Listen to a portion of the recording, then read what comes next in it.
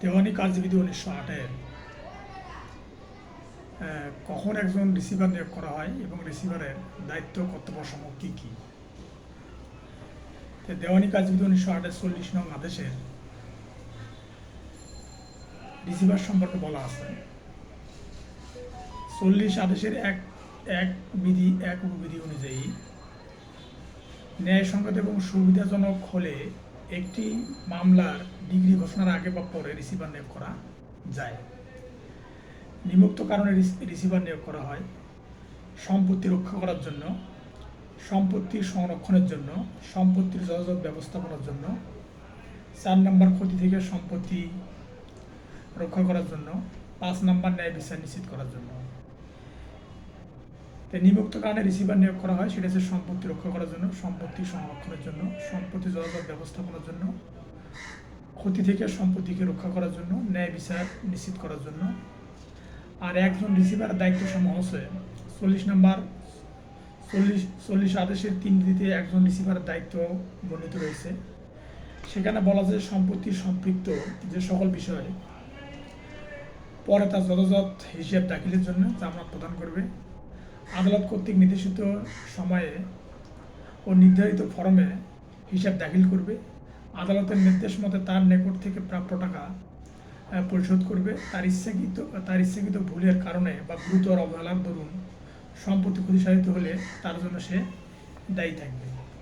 তাহলে একজন রিসিভারের যে দায়িত্ব সেটা হচ্ছে যে রিসিভার 40 আদেশের 3 বিধি অনুযায়ী সে সম্পত্তি সম্পৃক্ত যে সকল বিষয় মানে সম্পত্তি থেকে যে আয়টা হবে সে আয় বা জামানতটা সে প্রদান করবে এবং নির্ধারিত ফরমে হিসাব দাখিল করবে এবং আদালতের নির্দেশ মতো তার নিকট থেকে প্রাপ্য টাকা পরিশোধ করবে এবং তার ইচ্ছাকৃত ভুলের কারণে বা গুরুতর অবহেলার দরুন সম্পত্তির ক্ষতি সাধিত হলে তার জন্য সে দায়ী থাকবে।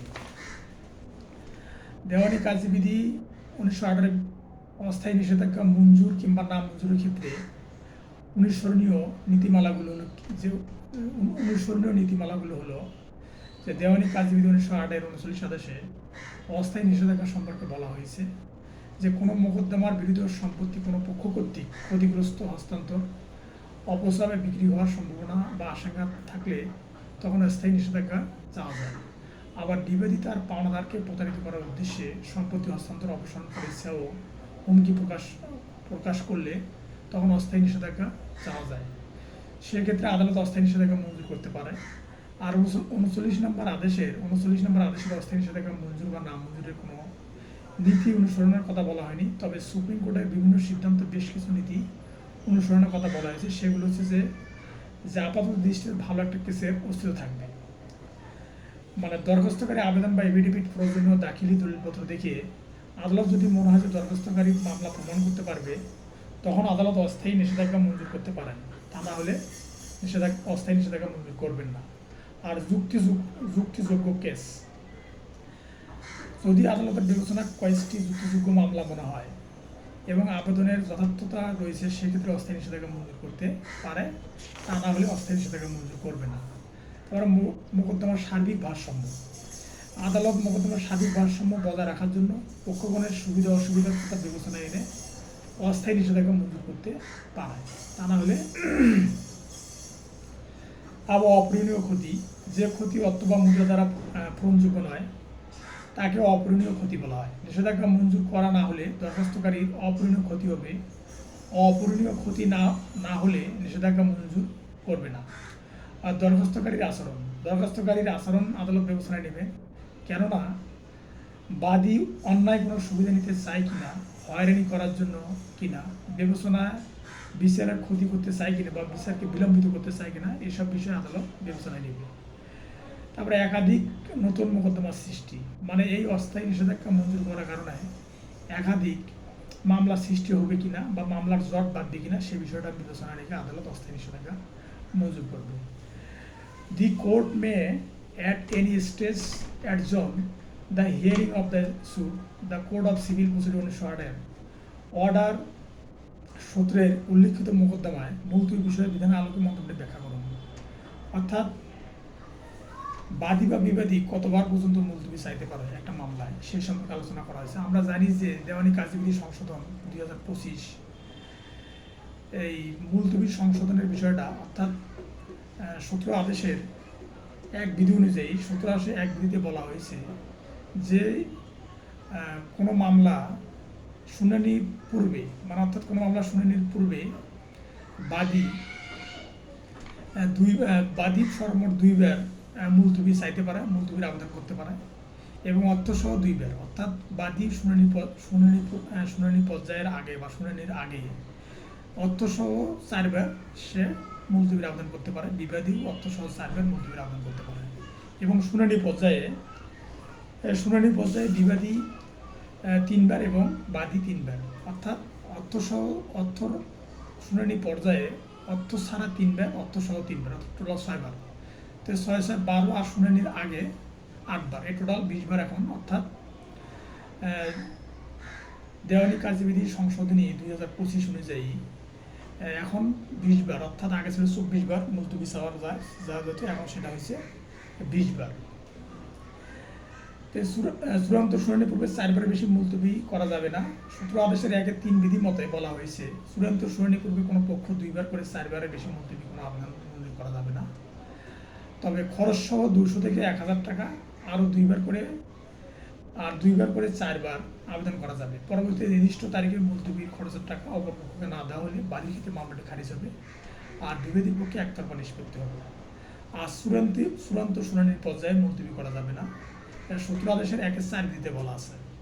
তো 17 আদেশের 1-3 উপবিধিতে বলা আছে যে শুনানির পূর্বে মুলতবি করা যাবে 2 বার এবং অর্থসহ 2 বার, অর্থাৎ যে অর্থটার কথা বলা হয়েছে সেখানে 200 থেকে 1000 টাকার বিষয় আলোচনা করা আছে। অর্থাৎ 200 থেকে 1000 টাকা এই পরিমাণ, অর্থাৎ 200 টাকার কমে হবে না আর 1000 টাকার বেশি হবে না, এর মধ্যেই মুলতবি খরচ আদালত চাইতে পারে।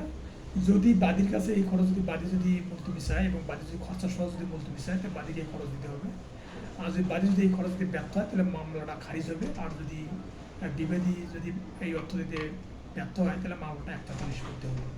এমনিভাবে 17 আদেশের 1-4 বিধি অনুযায়ী চূড়ান্ত শুনানি পর্যায়ে, অর্থাৎ শুনানি পর্যায়ে মুলতবি করা যাবে না যদি আদালতের নির্দেশ অনুযায়ী। তবে ন্যায় বিচারের স্বার্থে শুনানি মুলতবি করা যাবে বাদী পক্ষে 3 বার, খরচ সহ আরও 3 বার, বিবাদী পক্ষ 3 বার এবং খরচ সহ আরও 3 বার, অর্থাৎ টোটাল 12 বার, অর্থাৎ বাদী 6 বার, বিবাদী 6 বার, টোটাল 12 বার মুলতবির জন্য আবেদন করতে পারবে। এই ক্ষেত্রে ঠিকই এই সেম অবস্থা, যদি বাদী পক্ষ টাকা না দেয় মোকদ্দমা খারিজ হয়ে যাবে, আর যদি বিবাদী পক্ষ টাকা না দেয় একতরফা নিষ্পত্তি হবে। আর মামলা পুনরুজ্জীবিত করা, যদি মামলাটি খারিজ হয় বা একতরফা নিষ্পত্তি হয় তাহলে 17 আদেশের 1-7 উপবিধি অনুযায়ী 2000 টাকা খরচা সহ 30 দিনের মধ্যে মামলা পুনরুজ্জীবিত করার জন্য আবেদন করা যাবে। উক্ত সময়ের মধ্যে আবেদন করতে না পারলে 30 দিনের মধ্যে কেন আবেদন করা সম্ভব হয়নি তার কারণ উল্লেখপূর্বক 9 আদেশের 9-তে, অর্থাৎ 9 আদেশের 9 এবং 13 বিধি অনুযায়ী নিয়মিত বিবিধ মামলা করতে পারবে। তার মানে যদি 30 দিনের মধ্যে যদি আবেদন করতে সম্ভব না হয়, অর্থাৎ মামলা যদি একতরফা বা খারিজ হয়ে যায় এবং সে 2000 টাকা জরিমানা দিয়ে সে যদি মামলা পুনরুজ্জীবিত করতে না পারে 17 আদেশের 1-7 উপবিধি অনুযায়ী, তাহলে কেন সেটা করতে পারে নাই তার কারণ দর্শাবে। সেই সঙ্গে 9 আদেশের 9 বিধিতে মানে মোকদ্দমা খারিজের যে বিষয় আছে এবং 9 আদেশের 13 বিধিতে একতরফা ডিগ্রি খারিজের যে আবেদন করা যায় সেই অনুযায়ী তার আবেদন বিবিধ মামলা, অর্থাৎ সিআর মিসকেস করতে পারবে। আর জজত কারণ 17 আদেশের 1 নং বিধিতে উল্লেখ করা হয়েছে, যদি জজত কারণে মুলতবি আবেদন করা হয় তাহলে আদালত মুলতবি আবেদন মঞ্জুর করতে পারে। জজত কারণ কী হতে পারে তা কোনো বিধিতে উল্লেখ নাই। আর 89 আমরা জানি যে এডিআর নামে একটা শব্দ আছে 89 ধারাতে। তো এডিআর যে বিষয়গুলো গুরুত্বপূর্ণ সেটা হচ্ছে 89 ধারা অনুযায়ী 89 1 ধারায় বলা আছে যে আদালত বিরোধটি মীমাংসার জন্য সংশ্লিষ্ট আইনজীবীদের নিকটে পাঠাতে পারবেন এবং আদালত নিজে মধ্যস্থ করতে পারবেন। অর্থাৎ 89 1 বিধি অনুযায়ী 89 1 ধারা অনুযায়ী আদালত আইনজীবীদের নিকটে মোকদ্দমাটা পাঠাবে এবং আদালত মোকদ্দমাটা মধ্যস্থ করার জন্য প্রস্তাব দেবে আদালত।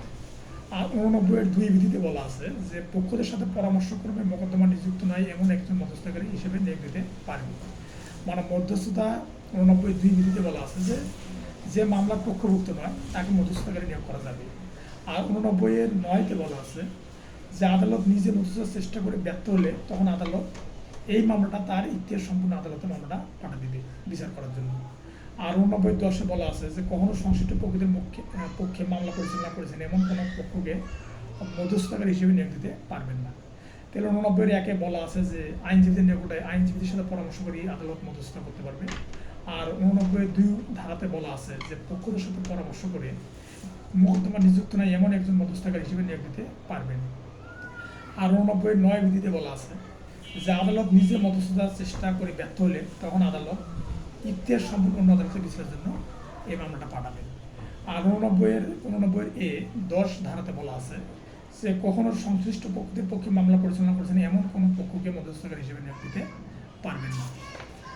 তারপর সুনিষ্ঠ প্রতিকার আইন 1877 নিষেধাজ্ঞা মঞ্জুরি বা না মঞ্জুরির ক্ষেত্রে সমাধান সব ব্যাখ্যা করুন। আমরা সুনিষ্ঠ দেওয়ানি কার্যবিধিতে যে সুনিষ্ঠ দেওয়ানি কার্যবিধি অস্থায়ী নিষেধাজ্ঞা মঞ্জুরি এবং না মঞ্জুরির বিষয়গুলো আছে এমনিভাবে সুনিষ্ঠ প্রতিকার আইন 1877 এই কারণে নিষেধাজ্ঞা মঞ্জুরি এবং না মঞ্জুরির বিধানসমূহ দেওয়া আছে। সুনিষ্ঠ প্রতিকার আইনে 54 ধারায় অর্থাৎ পারপেচুয়াল ইনজাংশন যেটাকে বলে চিরস্থায়ী নিষেধাজ্ঞা এবং 56 ধারায় অনুযায়ী নিষেধাজ্ঞা মঞ্জুরি এবং না মঞ্জুরির ক্ষেত্রসমূহ আলোচনা করা হয়েছে।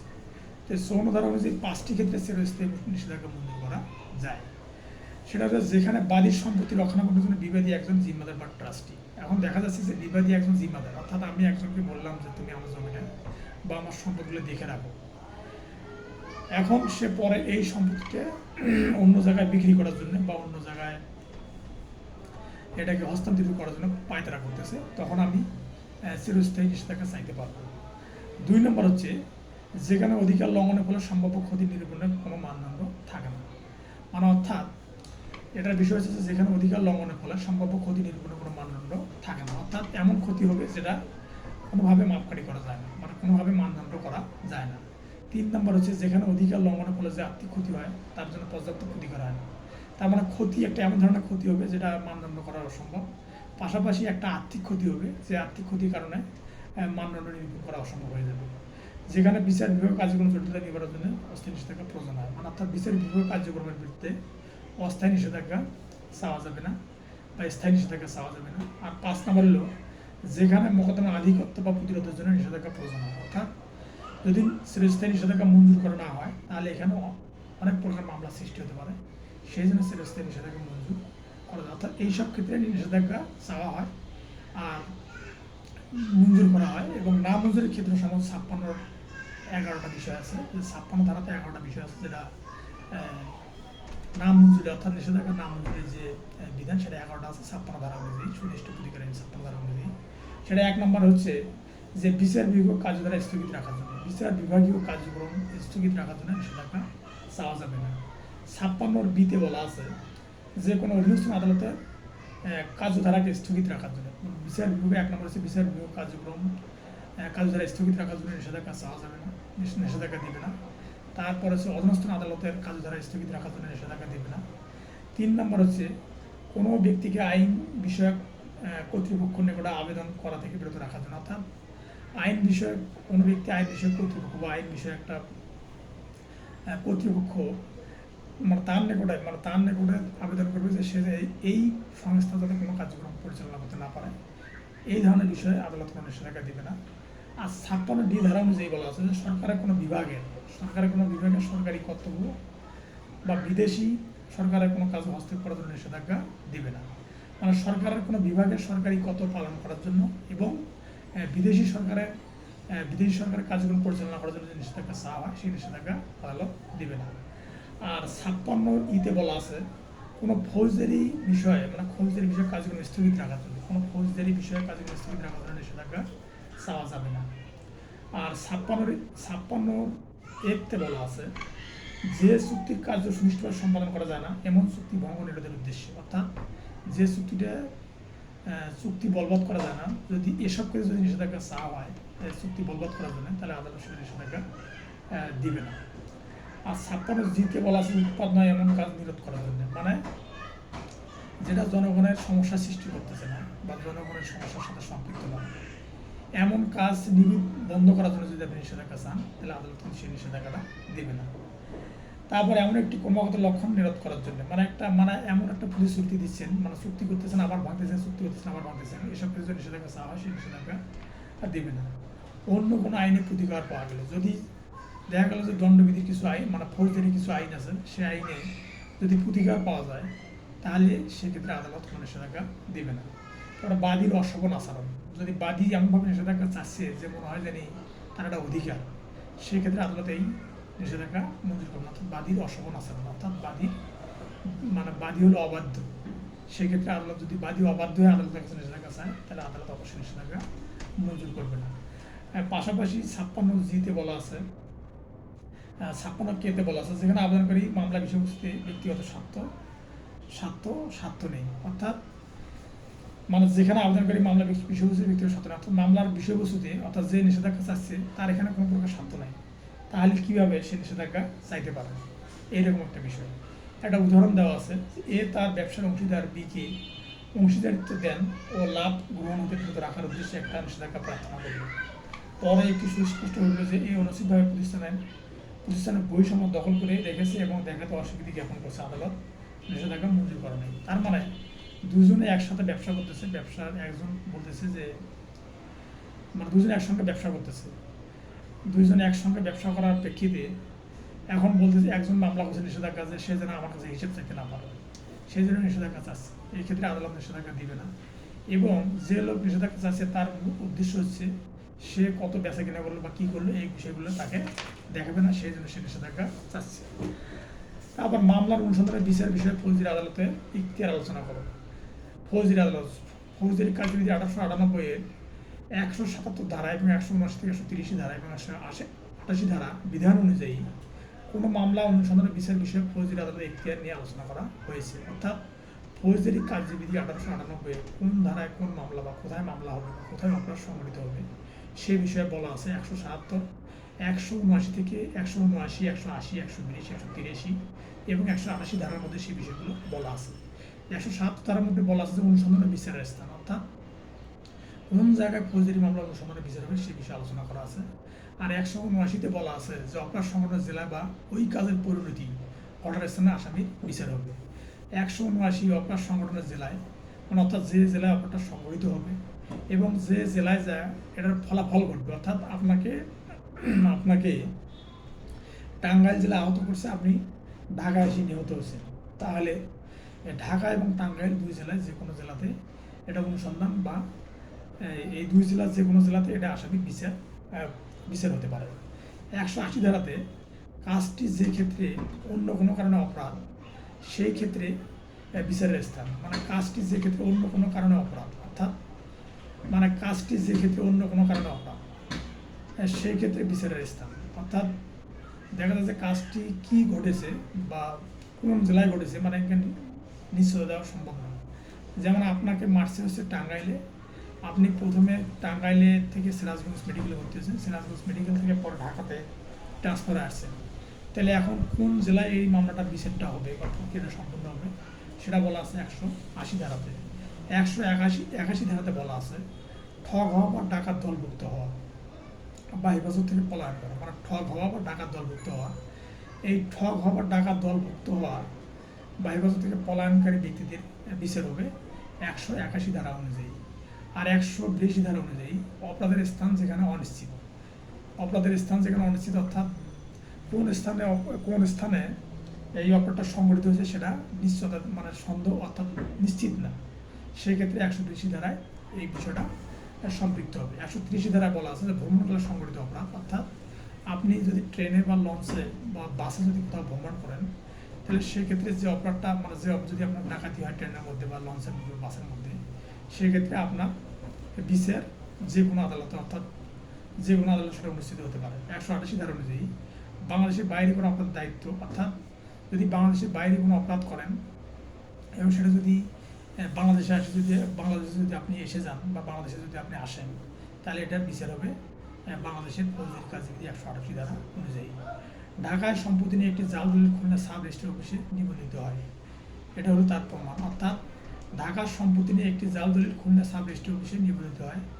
তো এটা হচ্ছে 179 ধারাতে বলা আছে যেখানে অপরাধ হয় বা যেখানে অপরাধের ফলাফল পাওয়া যায়, অর্থাৎ খুলনা সাব রেজিস্ট্রি অফিসে জাল দলিল হয়েছে এবং এই জাল দলিলটা সম্পাদিত হয়েছে, জাল দলিল হয়েছে ওখানে, আর জমিটা ছিল ঢাকা।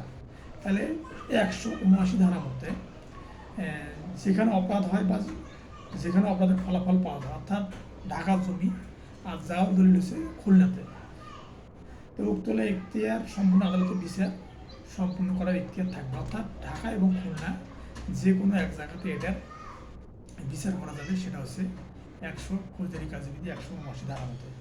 ঘটনায় দেখা যায় যে ঢাকার সম্পত্তির একটা জাল দলিল খুলনা সাব রেজিস্ট্রি অফিসে নিবন্ধিত হয়।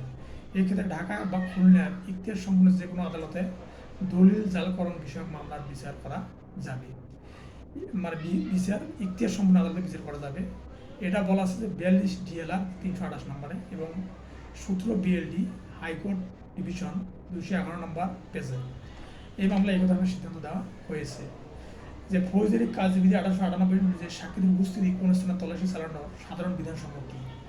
আমরা জানি যে সাস ওয়ারেন্ট 100 ধারায় আছে, 103 ধারায় আছে সাক্ষীদের উপস্থিতিতে কোনো স্থানে তল্লাশি চালানো সাধারণ বিধানসম্মত বর্ণিত হয়েছে, অর্থাৎ ফৌজদারি কার্যবিধি 103 ধারায় সাক্ষীদের উপস্থিতিতে কোনো স্থানে তল্লাশি চালানো সাধারণ বিধানসভা বর্ণিত হয়েছে। এই ধারা অনুযায়ী বিধানসভা নিম্ন সাক্ষীদের উপস্থিতিতে তল্লাশি পরিচালনা করতে হবে।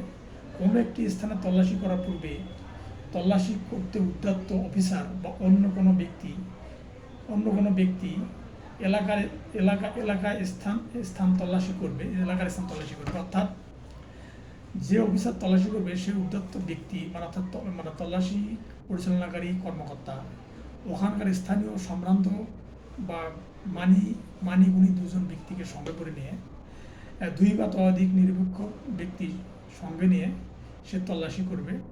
আর তল্লাশি ও যত তালিকা মানে তল্লাশির সময় আটক সমস্ত জিনিস যেটা যে স্থানে পাওয়া যায় তার একটা তালিকা প্রস্তুত করবেন, তালিকাতে সাক্ষীদের স্বাক্ষর নেবেন। আদালত যদি বিশেষভাবে সমন দিয়ে তলব না করেন তাহলে এই ধারা অনুসারে সাক্ষীদের আদালতে হাজির হওয়ার নির্দেশ দেওয়া যাবে না।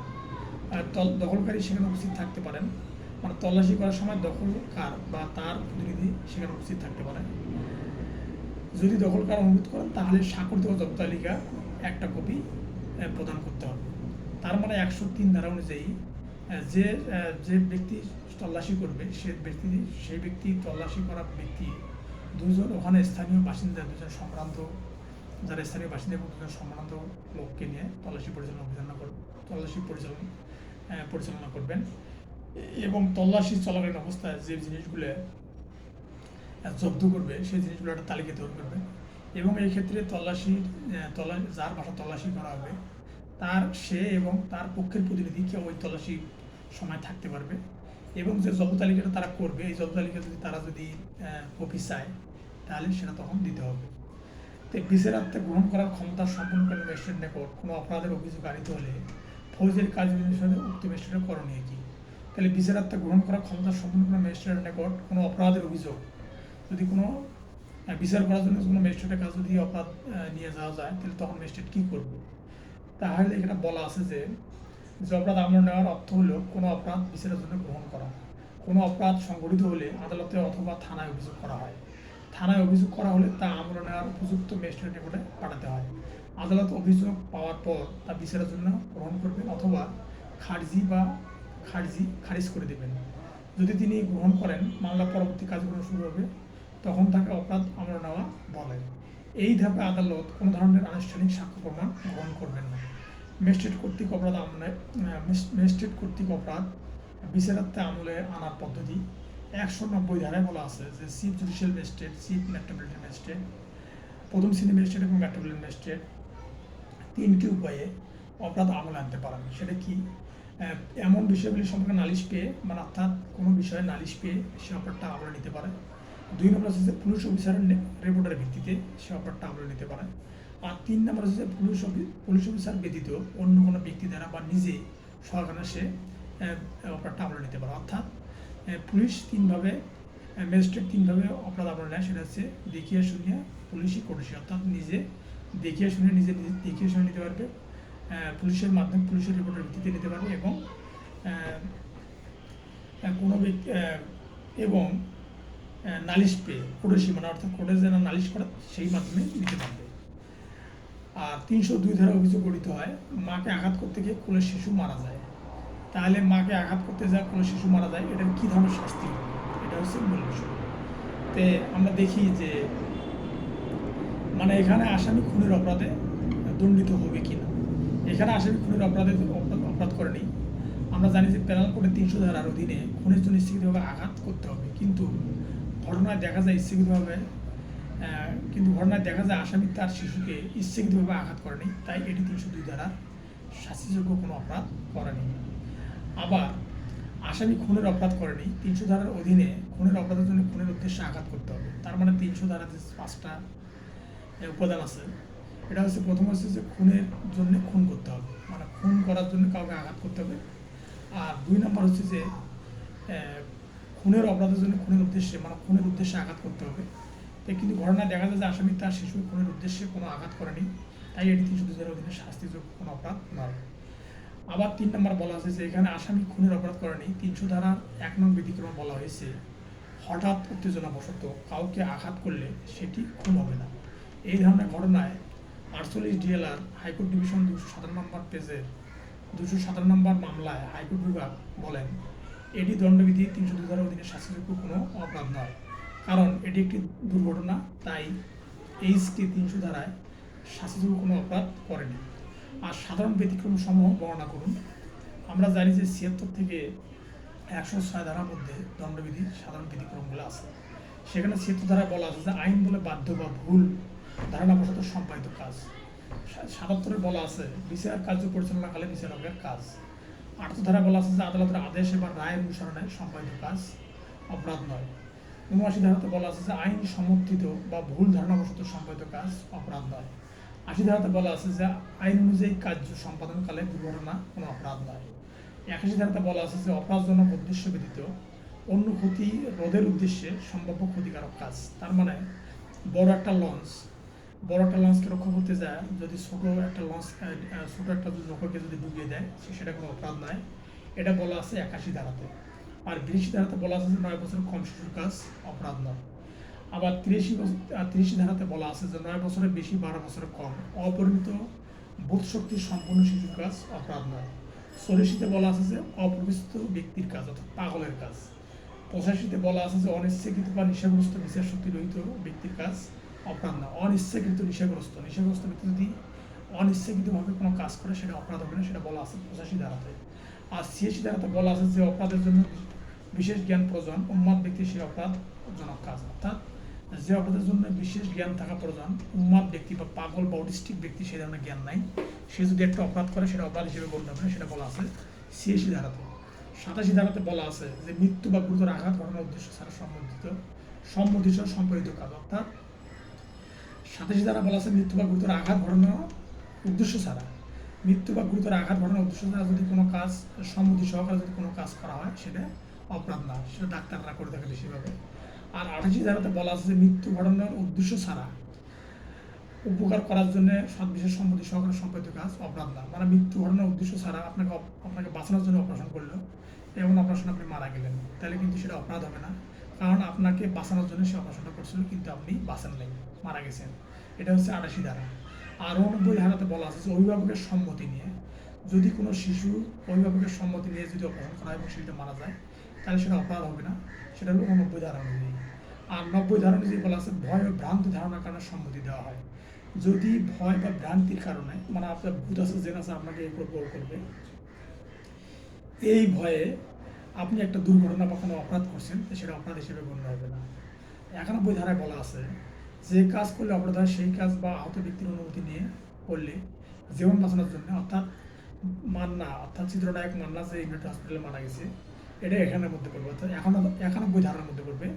যে কাজ করলে অপরাধ হয় সেই কাজ বা আহত ব্যক্তির অনুমতি নিয়ে করলে জীবন বাঁচানোর জন্য যদি লোকটা পরে মারা যায় তাহলে সেটা অপরাধ হিসেবে গণ্য হবে না, এটা বলা আছে 91 ধারাতে। 92 ধারাতে বলা আছে সম্মতি বেঁধে রেখে কোনো ব্যক্তির মঙ্গলার্থে সৎবিশ্বাসে কৃত কাজ, মানে সম্মতি বেঁধে রেখে কোনো ব্যক্তির মঙ্গলার্থে সৎবিশ্বাসে কৃত কাজ, অর্থাৎ 92 ধারা বলা আছে যে মানে আপনি এমন পরিস্থিতির মধ্যে আপনি অজ্ঞান হয়ে গেছেন বা আপনি স্ট্রোক করছেন, আপনাকে অপারেশন করা বা আপনার রিং ঢুকানো খুব জরুরি, সেক্ষেত্রে আপনি তো সেন্স নাই, আপনি কি আর সম্মতি দেবেন, ওই সম্মতি ছাড়া যদি কোনো কাজ করে তাহলে সেটা অপরাধ হিসেবে গণ্য হবে না। আর 93 ধারা বলা আছে সৎ বিশ্বাসে কৃত যোগাযোগ, অর্থাৎ সৎ বিশ্বাসে কৃত যোগাযোগ। কোনো ডাক্তার যদি আপনাকে সরল বিশ্বাসে বলে যে আপনি আর বাঁচবেন না, এই কথা শুনে আপনি স্টপ করলেন বা মারা গেলেন, তাহলে সেটা অপরাধ হবে না, সেটা বলা আছে 93 ধারাতে। আর 94 ধারাতে বলা আছে যে কাজ করার জন্য ভীতি প্রদর্শন করে কোনো ব্যক্তিকে বাধ্য করা হয়। এই ভয় ভীতি বা 90 ধারা এবং ভয় বা ভ্রান্তি ধারণার কারণে সম্মতি দেওয়া হয়। আর 94 ধারা বলা আছে যে কাজ করার জন্য ভীতি প্রদর্শন করে কোনো ব্যক্তিকে বাধ্য করা হয়। এখন আপনাকে বলা আছে যে আপনি যদি ডাকাতিতে সহযোগিতা না করেন তাহলে আপনাকে খুন করা হবে। এখন এই ডাকাতির সহযোগিতা না করার জন্য আপনি খুন করা হবে, আপনাকে বিভিন্ন ধরনের ভয় দেখাচ্ছে, তাহলে এটা কিন্তু যদি আপনি ডাকাতি করেন সেই সময় তাহলে এটা অপরাধ হিসেবে গণ্য হবে না, এটা বলা আছে 94 ধারাতে। আর 95 ধারাতে বলেছে সামান্য ক্ষতিকারক কাজ, অর্থাৎ আপনি কাউকে বকাঝকা, আপনার ছেলে মেয়েকে মারটা দিচ্ছেন বা বকাঝকা করছেন, তাহলে এটা কিন্তু 95 ধারা অনুযায়ী সামান্য ক্ষতিকারক কাজ, যেটা অপরাধ হিসেবে গণ্য হবে না।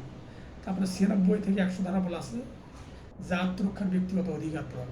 আমরা জানি যে 100 ধারাতে 6টা ক্ষেত্রে দেহের রক্ষার জন্য প্রয়োগ করা যায়, আর হলো 103 ধারাতে বলা আছে সম্পত্তি সংক্রান্ত জন্য 4টে, অর্থাৎ রক্ষা কবচ 4টে।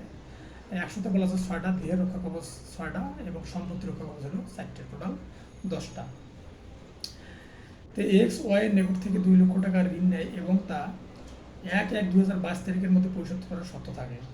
নির্ধারিত তারিখে X তা পরিশোধ না করলে Y দেওয়ানি আদালতে মামলা করেন। তিনি পাশাপাশি একটা ফৌজদারি মামলা করতে চান, আইনজীবী হিসেবে ওয়াইকে পরামর্শ দিন। তাহলে এটা হচ্ছে যে এখানে দেওয়ানি মামলার পাশাপাশি পেনাল কোড 1860-406 অধীনে ফৌজদারি মামলা করতে পারবে। 406 বলা আছে অপরাধমূলক বিশেষ ভঙ্গের শাস্তি 3 বছর এবং অর্থদণ্ড। এটা 46 GLR আপিল ডিভিশন 180 ধারা 180 পেজ নাম্বার 180 মামলায় আদালত বলেন যে নির্ধারিত সময় ঋণ গ্রহণ করার সময় যদি সুনির্দিষ্ট তারিখের মধ্যে টাকা ফেরত দিবে সত্ত্বেও কোনো ব্যক্তিকে ঋণ দেওয়া হয় এবং ওই নির্দিষ্ট সময় না দেওয়া হয়, তাহলে চুক্তি ভঙ্গের দায়ে অভিযোগ করা যাবে। এরকম ক্ষেত্রে ধরে নেওয়া হয় যে সুনির্দিষ্টভাবে নির্ধারিত তারিখে টাকা ফেরত দেওয়া হবে, এই বিশ্বাসে টাকাটা ঋণ দেওয়া হয়। তার মানে আপনি একটা ব্যাংক থেকে লোন নিয়েছেন, সেই লোন নেওয়ার কারণে ব্যাংক আপনার জন্য দেওয়ানি কাজে মামলা করছে, এখন ফৌজদারিতে মামলা করার জন্য চিন্তা করতেছে, এটা যাবে কিনা। অবশ্যই মামলাটা করা যাবে, কিন্তু ওইরূপ সুনির্দিষ্ট তারিখে উল্লেখ না করলে ঋণ দেওয়া হতো না। কাজে এক্ষেত্রে টাকা ফেরত না দিলে জয়েন্ট লাইবিলিটি হবে না বা ফৌজদারি মামলা চলবে। তার মানে এটা দেওয়ানি মামলা সে করতে পারে, পাশাপাশি ফৌজদারি মামলা সে করতে পারবে। বল প্রয়োগ, অপরাধমূলক বল প্রয়োগ, আক্রমণ বলতে কী বোঝেন? আমরা জানি যে 349 ধারাতে আছে বল প্রয়োগের সংজ্ঞা দেওয়া হয়েছে। বল প্রয়োগ হতে পারে 3 ভাবে, একটা হচ্ছে গতিশীল করে, আর গতি পরিবর্তন করে, গতিশীল করে গতি পরিবর্তন করে ও গতি রোধ করে, এটা হচ্ছে বল প্রয়োগ। আর অপরাধমূলক বল প্রয়োগ এটা বলা আছে 350 ধারাতে, যে কোনো অপরাধ সংঘটিত করার জন্য ব্যক্তির সম্মতি ছাড়া ইচ্ছাকৃতভাবে বল প্রয়োগ করে সেই ব্যক্তির জখম বা ভয় বা বিরক্তি করার উদ্দেশ্যে কোনো কাজ করা হলে তাকে অপরাধমূলক বল প্রয়োগ বলে। তাহলে বল প্রয়োগ আর অপরাধমূলক বল প্রয়োগ কোনো অপরাধ সংঘটিত করার জন্য, তার কোনো অপরাধ সংঘটিত করার জন্য কোনো ব্যক্তির সম্মতি ছাড়া ইচ্ছাকৃতভাবে বল প্রয়োগ করে সেই ব্যক্তির জখম বা ভয় বা বিরক্তি করার উদ্দেশ্যে কোনো কাজ করা হলে তা অপরাধমূলক বল প্রয়োগ হবে। আর বল প্রয়োগটা হচ্ছে যে চুরি বা বলপূর্বক গ্রহণ কখনো দোষী হিসেবে আচ্ছা। আর 349 ধারাতে বলা আছে যে বল প্রয়োগ হতে পারে 3 ভাবে, একটা হচ্ছে গতিশীল করে, গতি পরিবর্তন করে, আর গতিরোধ করে। আর এই তিনটে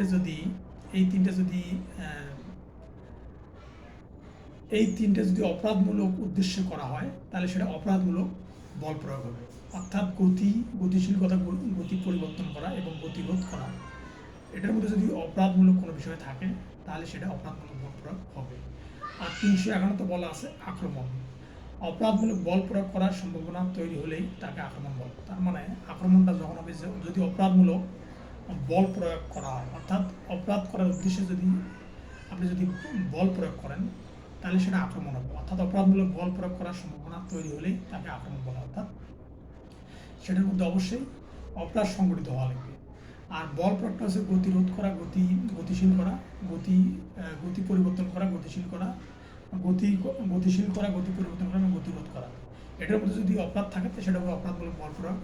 আর অপরাধমূলক বল প্রয়োগের করার সম্ভাবনা তৈরি হলেই তাকে আক্রমণ বলে, অর্থাৎ অপরাধমূলক বল প্রয়োগ করার সম্ভাবনা তৈরি হলেই তাকে আক্রমণ, অর্থাৎ অপরাধমূলক বল প্রয়োগের মধ্যে দিয়ে যদি কাউকে কোনো কিছু করেন অপরাধ করার উদ্দেশ্যে, অর্থাৎ অপরাধমূলক বল প্রয়োগ করার সম্ভাবনা তৈরি হলেই তাকে আক্রমণ বলে।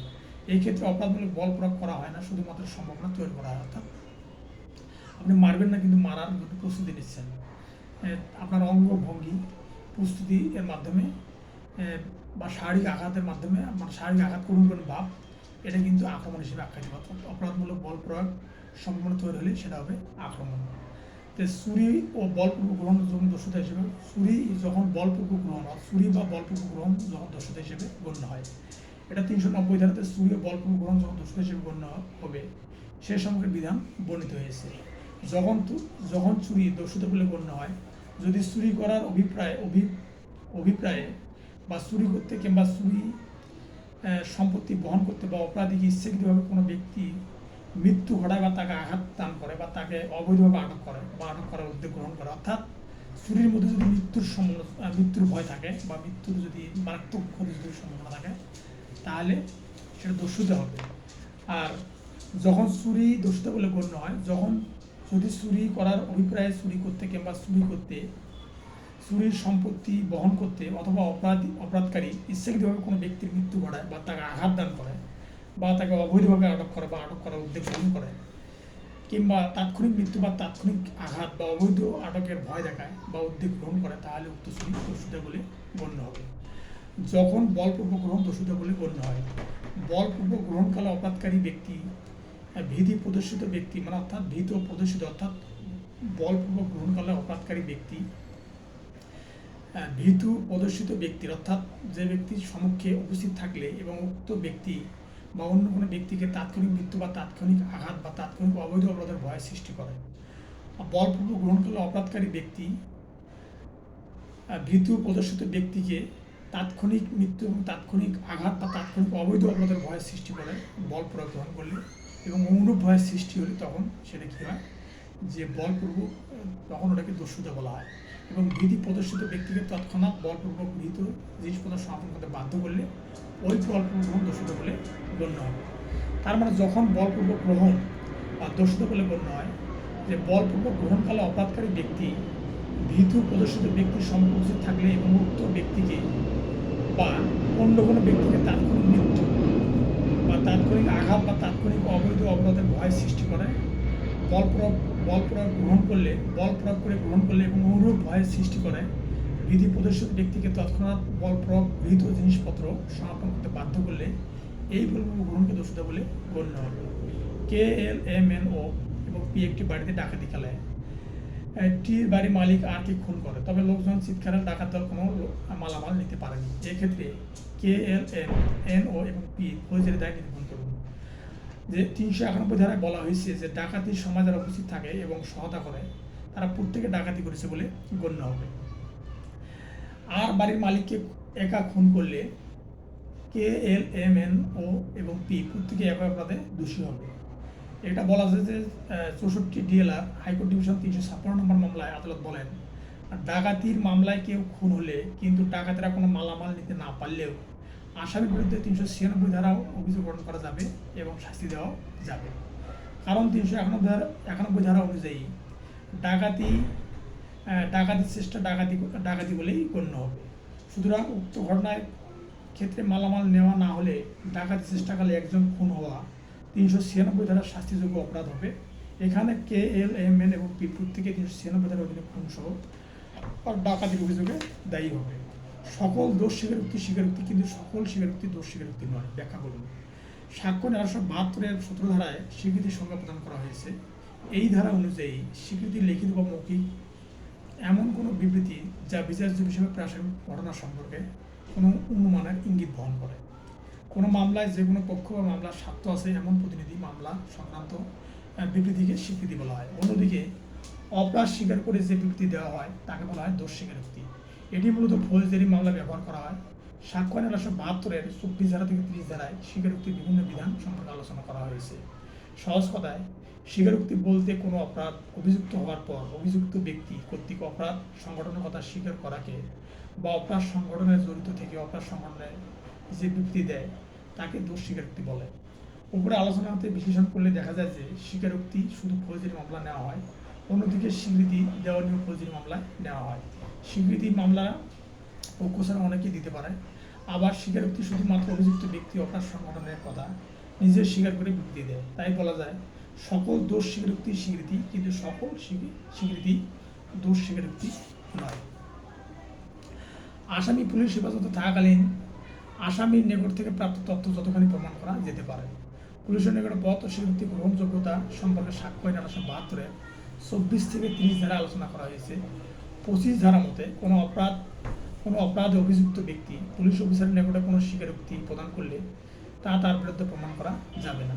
তবে 27 ধারায় বলা হয়েছে আসামির নিকট হতে প্রাপ্ত তথ্য যতটুকু প্রমাণ করা যেতে পারে, অর্থাৎ বিবৃতির উপর ভিত্তি করে পুলিশ কোনো বিষয় উদ্ঘাটন করলে যতটুকু উদ্ঘাটন হবে ততটুকুই সাক্ষ্য হিসেবে প্রাসঙ্গিক বা গ্রহণযোগ্য হবে। এই ধারার ব্যতিক্রম ধারা হচ্ছে ফৌজদারি কার্যবিধি 1898 162 ধারা। সেখানে 162 ধারা পুলিশের নিকট পদার্থ বিবৃতি স্বাক্ষর করিতে হইবে না, সাক্ষ্য এরূপ বিবৃতির ব্যবহার। আবার সাক্ষ্য আইন 1872 145 ধারা মতে পুলিশের নিকটে পদার্থ বিবৃতি জেরা এবং পূর্ণ জেরা ব্যবহার করা যাবে। 162 ধারা মনে অর্থাৎ ফৌজদারি কার্যবিধি 162 ধারা, সাক্ষ্য আইন 32 1 ধারা এবং 27 ধারা অনুযায়ী প্রাসঙ্গিক হলে সেক্ষেত্রে পুলিশের নিকটে পদার্থ বিবৃতির সাক্ষ্যগত মূল্য থাকবে। তার মানে 162 ধারা, সাক্ষ্য আইন 32 1 ধারা যেটা মৃত্যুকালীন ঘোষণা, 27 ধারা যেটাতে পুলিশের অভিযুক্তের স্বীকারোক্তির ভিত্তিতে যে আলামত উদ্ধার করে পদার্থ বিবৃতির সাক্ষ্যগত মূল্য থাকবে। সাক্ষ্য 1872 145 ধারা মতে পূর্ববর্তী লিখিত বিবৃতি সম্পর্কে জেরার ক্ষেত্রে এই 162 ধারা আর 32 1 ধারা এবং 27 ধারা জেরা করার কাজে 135 ধারা জেরা করার কাজে ব্যবহার করা যাবে। তে বিচার্য বিষয় 3 ধারার মধ্যে বিচার্য বিষয় শব্দগুলোর অর্থ এমন হবে এমন কোনো ঘটনা যা হয়তো স্বভাবতই অথবা অপর কোনো ঘটনার সাথে সংশ্লিষ্ট হয়ে কোনো একটি মামলার দাবিকৃত বা অস্বীকৃত কোনো অধিকার, দায় অথবা অক্ষমতার অস্তিত্ব বা অস্তিত্বহীনতা প্রকৃতি বা পরিমাণ অবশ্যম্ভাবী রূপে প্রতীয়মান হয়। দেওয়ানি কার্যবিধি সম্পর্কে প্রচলিত কোনো আইনের বিধান মোতাবেক যখন কোনো আদালত কোনো ঘটনা সম্পৃক্ত প্রশ্ন লিপিবদ্ধ করেন তখন অনুরূপ প্রশ্নের উত্তরে যে ঘটনা বা সমর্থন বা অস্বীকার করা হয় তা বিচার্য বিষয়। অর্থাৎ দেওয়ানি কার্যবিধি সম্পর্কে প্রচলিত কোনো আইনের বিধান মোতাবেক যখনই কোনো আদালত কোনো ঘটনা সম্পৃক্ত প্রশ্ন লিপিবদ্ধ করেন তখন অনুরূপ প্রশ্নের উত্তরে যে ঘটনা সমর্থন বা অস্বীকার করা হয় তা বিচার্য বিষয়। অর্থাৎ বিচার্য বিষয়টা হচ্ছে যে আপনি একটা ঘটনা আপনার জমি দখল করছে, এখন এই জমি দখল করার জন্য কোন কোন বিষয়গুলো বিচার্য বিষয় হবে সেগুলো ফাইন্ডিং করবে। এখন জমি দখল করতে বহু লোকজন ছিল, এগুলো তো আর আদালতে আসবে না। এখন এখান থেকে বিচার্য বিষয় যে জমি দখল করছে সেটা হলো বিচার্য বিষয় হিসেবে আখ্যায়িত হবে। আবার একটা সুন্দর একটা উদাহরণ আছে, সেটা এরকম যে এ বিকে হত্যা করেছে। এখন বি হত্যাকালীন সময়ে সি সেখানে দেখেছে। এখানে মূল বিষয় হচ্ছে যে বিকে হত্যা করা এ বিকে হত্যা করেছে কি না, এই হত্যাটা হচ্ছে বিচার্য বিষয়। প্রাসঙ্গিক বিষয় 3 ধারার মধ্যে বিচার্য বিষয়ের সাথে যার সম্পর্কযুক্ত তাই হচ্ছে প্রাসঙ্গিক বিষয়। তার মানে বিচার্য বিষয়ের সাথে সম্পর্কিত অর্থাৎ সি যে দেখছে এই সি হলো প্রাসঙ্গিক বিষয়। যে কোনো মামলা বিচার্য বিষয় সম্পর্কে 5 থেকে 55 ধারাতে বর্ণিত বিষয়গুলো ছাড়া অন্য কোনো বিষয়ে সাক্ষ্য দেওয়া যাবে না। অর্থাৎ সাক্ষ্য আইনের 5 থেকে 55 ধারাতে যে বিষয়গুলো আছে সেই বিষয়গুলোকে মূলত বিচার্য বা প্রাসঙ্গিক বিষয় হিসেবে ধরে নেওয়া হবে। আর 5 থেকে 55 ধারার বিষয়গুলো ছাড়া অন্য কোনো বিষয়ে সাক্ষ্য দেওয়া যাবে না। দেওয়ানি মোকদ্দমায় বিচার্য বিষয়ের উপর নির্ভর করে আর্জি বা জবাব, আর ফৌজদারি মামলাতে বিচার্য বিষয়ের উপর নির্ভর করে নালিশ, অভিযোগপত্র বা আসামির এজাহার বা সাক্ষীর উপর। প্রত্যক্ষ প্রাসঙ্গিক বিষয় মানে রেজ গাস্টের বিষয় বিচার্য বিষয়, মানে প্রত্যক্ষ প্রাসঙ্গিক বিষয় বা রেজ গাস্ট যেটাকে বলা হয়, যে প্রত্যক্ষ প্রাসঙ্গিক বিষয় সমূহ কে ব্যাখ্যা করতে বা সহায়তা করতে এমন বিশ্বের সম্মুখে প্রত্যক্ষ প্রাসঙ্গিক বিষয় বলা হয়। অর্থাৎ প্রত্যক্ষ প্রাসঙ্গিক বিষয় হচ্ছে যে বিচার্য বিষয় সমূহকে ব্যাখ্যা করতে বা সহায়তা করে এমন বিষয় সমূহকে, মানে বিচার্য বিষয় সমূহকে ব্যাখ্যা করতে বা সহায়তা করতে এমন বিষয় সমূহকে প্রত্যক্ষ প্রাসঙ্গিক বিষয় বলা হয়। তার 6 থেকে 9 ধারাতে বলা আছে। আর পরোক্ষ প্রত্যক্ষ বিষয় সেটা হচ্ছে যে পরোক্ষ প্রত্যক্ষ বিষয়টা হচ্ছে এরকম যে সকল ঘটনা কাজের অংশ বা পরোক্ষভাবে বিশেষ বিষয়ের সাথে জড়িত করতে সাহায্য করে, তাই পরোক্ষ প্রাসঙ্গিক বিষয় যা 10 থেকে 16 ধারাতে বলা হয়েছে। একটা ডাকাতি সংগঠনকালে ডাকাতেরা প্রথমে একটা এটিএম বুথে যায়, যাওয়ার পর সেখানে এটিএম বুথের সামনে থাকা দোকানে পান বিড়ি সিগারেট খায়। এই পান বিড়ি সিগারেট বা দোকানের যে ঘটনাগুলো, এগুলো হচ্ছে পরোক্ষ প্রত্যক্ষ বিষয়, যেগুলো একটা ঘটনাকে সমৃদ্ধি করতে সাহায্য করে। একটি চা বাগানে বিক্রি ধরলে বাগানের নকশা সন্নিবেশিত হলো, নকশায় ভুলবশত বাগানের চতুর্দিকে রাস্তা অন্তর্ভুক্ত করা হয়নি, তো এটা এখন অন্তর্ভুক্ত করা যাবে কি না। তো দলিলে অনুল্লেখিত রাস্তাটি চা বাগানের অংশ হিসেবে প্রমাণের জন্য মৌখিকভাবে প্রদান করা যাবে না। আমার 92 ধারার মতে মৌখিক চুক্তির সাক্ষ্য বর্জন বিষয়ে বলা আছে। এই 92 সি ধারায় সি নং ব্যাখ্যা, অর্থাৎ 92 ধারা সি নম্বর ব্যাখ্যায় বলা আছে যে দলিলের নকশার বাইরে কোনো কিছু উক্ত দলিলভুক্ত সম্পত্তির অংশ বলে মৌখিক সাক্ষ্য দেওয়া যাবে না। অর্থাৎ যেটা লিখিত হবে, দলিল হবে, সেই দলিলের বিরুদ্ধে মৌখিক সাক্ষ্য দেওয়া যাবে না, কিন্তু 22 ধারাতে দলিলের বিষয়ে মৌখিক সাক্ষ্য দেওয়া যাবে। 91 ধারায় বলা হয়েছে লিখিত দলিলটির সত্য প্রমাণের জন্য দলিলটি ছাড়া অন্য কোনো মৌখিক সাক্ষ্য দেওয়া যাবে না।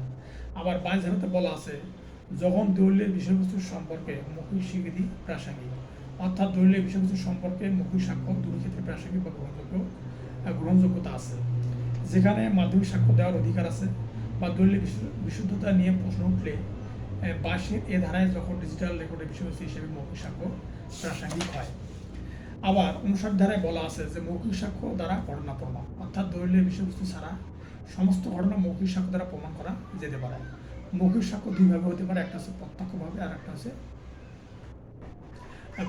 বা প্রাথমিকভাবে, আর একটা হচ্ছে মাধ্যমিক বা গৌণ বা পরোক্ষ বা জনশ্রুতির সাক্ষ্য দ্বারা। আমাদের 1902 ধারার মতে লিখিত দলিলের স্বাক্ষর করার সময় সম্পর্কে মৌখিক সাক্ষ্য দেওয়া যাবে। মানে তামাদিন 1902 ধারার মতে লিখিত দলিলের 19 ধারার মতে লিখিত দলিলের স্বাক্ষর করার সময় সম্পর্কে মৌখিক সাক্ষ্য দেওয়া যাবে। আবার 119 ধারায় বোবা সাক্ষী লিখিত বা ইশারায় সাক্ষ্য দিলে মৌখিক সাক্ষ্য বলে গণ্য হবে। তাহলে 119 ধারায় বোবা সাক্ষী যদি লিখিত বা ইশারায় সাক্ষ্য দেয়, সেটা মৌখিক সাক্ষ্য হিসেবে গণ্য হবে। তাহলে এখানে একটা প্রশ্ন হচ্ছে যে সাক্ষ্য আইনের লিখিত সাক্ষ্য হওয়ার পরে মৌখিক সাক্ষ্য হবে কত ধারা? এটা হচ্ছে 119 ধারা। 100টি ধারায় বলা আছে দলিল বিষয়বস্তু প্রমাণ দুইভাবে করা যায়, একটা হচ্ছে প্রাথমিক সাক্ষ্য দ্বারা, একটা হচ্ছে মাধ্যমিক বা গৌণ সাক্ষ্য দ্বারা। তো প্রাথমিক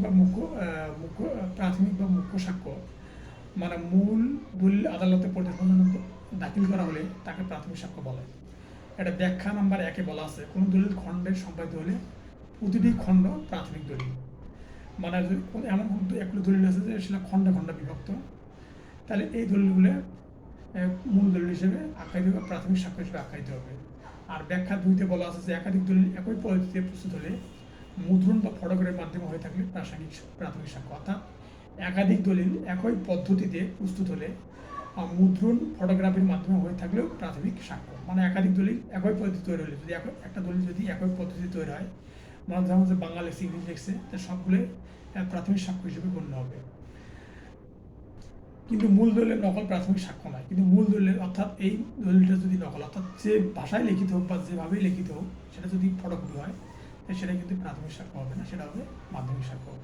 63 ধারায় বলা আছে মাধ্যমিক সাক্ষ্য বা গৌণ সাক্ষ্য জাবেদা নকল, যান্ত্রিক পদ্ধতি তৈরি নকল বা প্রতিলিপি, মূল দলিল তৈরি নকল বা প্রতিলিপি মানে ফটোকপি, মৌখিক বিবরণ, এগুলো হচ্ছে মাধ্যমিক সাক্ষ্য বা গৌণ সাক্ষ্য।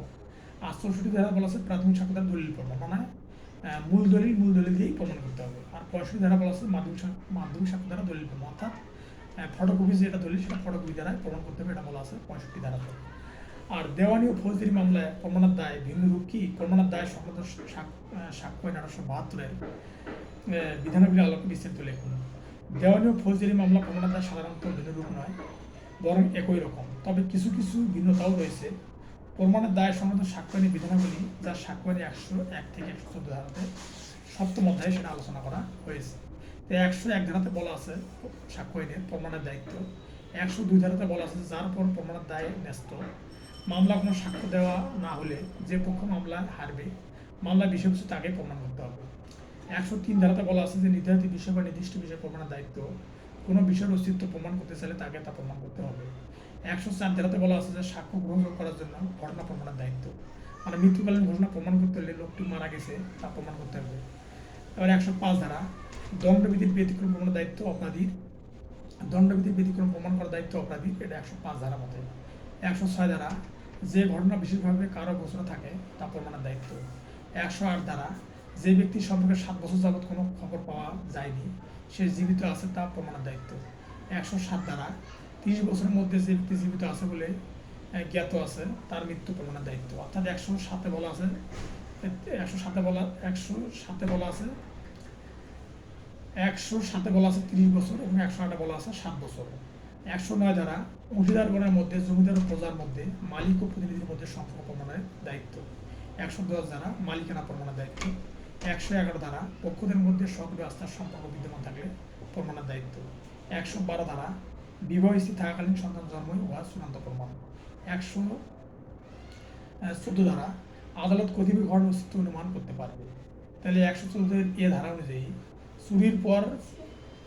চুরির পর পরে চোরাই মাল যে ব্যক্তি দখল থাকে সে যদি দখলের কারণ দর্শাতে না পারে সে চোর অথবা চোরাই মাল গ্রহণ করেছে, এর দণ্ডবিধি 110 ধারা মতে। আর 114 বিতে বলা আছে যে গুরুত্বপূর্ণ বিষয় দ্বারা সমর্থিত না হলে দুষ্কর্মের সহযোগী বিশ্বাসের অযোগ্য। সাক্ষীর বিশ্বাসযোগ্যতা কীভাবে অভিশংসন করা যায় অথবা কেবল বিরুদ্ধ পক্ষ নয় সাক্ষী আহ্বানকারী পক্ষ সাক্ষী বিশ্বাসযোগ্যতা অভিসং করতে পারে। 155 ধারার মধ্যে সাক্ষীর বিশ্বাসযোগ্যতা অভিসংসনের বিধান করা হয়েছে।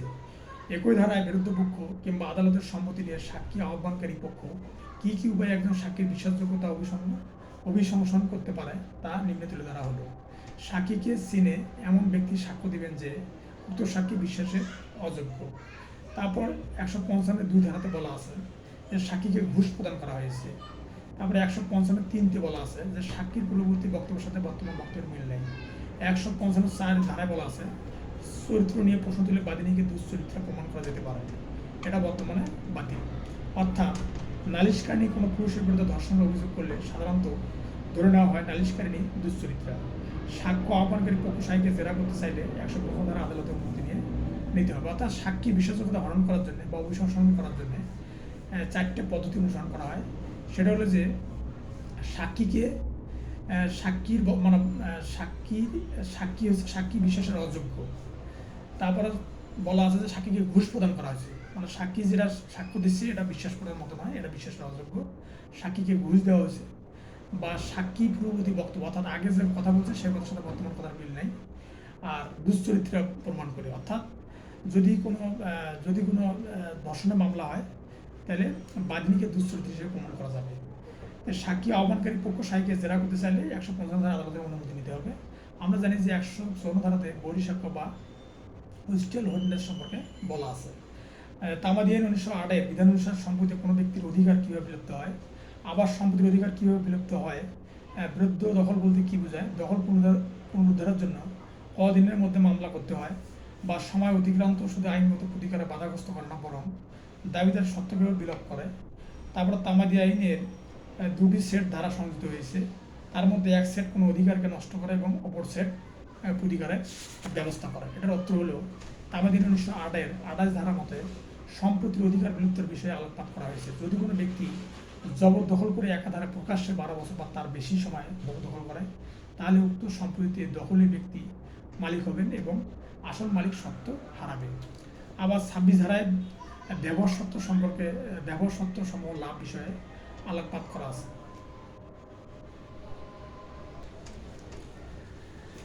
দেওয়ানি তামাদি আইন 1908-এর 28 ধারা মতো সম্পত্তি অধিকার বিলুপ্তির বিষয়ে আলোকপাত করা হয়েছে।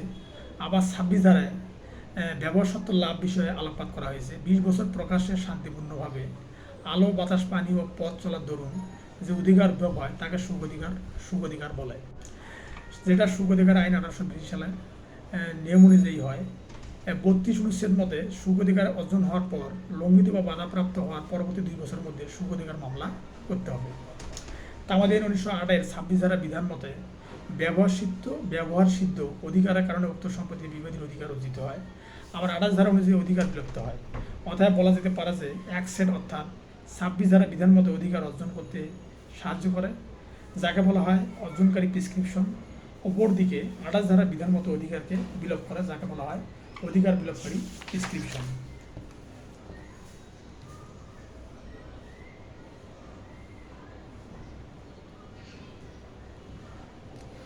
অধিকার বিলোপকারী প্রেসক্রিপশন।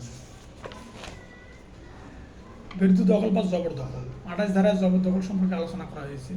কোনো আইনগত সত্যের বিরুদ্ধে প্রতিকূল বা বিরুদ্ধ দখলকে জবরদখল বলা হয়। অর্থাৎ কোনো আইনগত সত্যের বিরুদ্ধে বিরুদ্ধ দখলকে জবরদখল বলা হয়। অর্থাৎ যখন কোনো বিবাদী দখলবাদীর বিরুদ্ধে যায়, যখন কোনো বিবাদী দখল বাদীর বিরুদ্ধে যায়, তখন তা জবরদখলের সৃষ্টি হয়।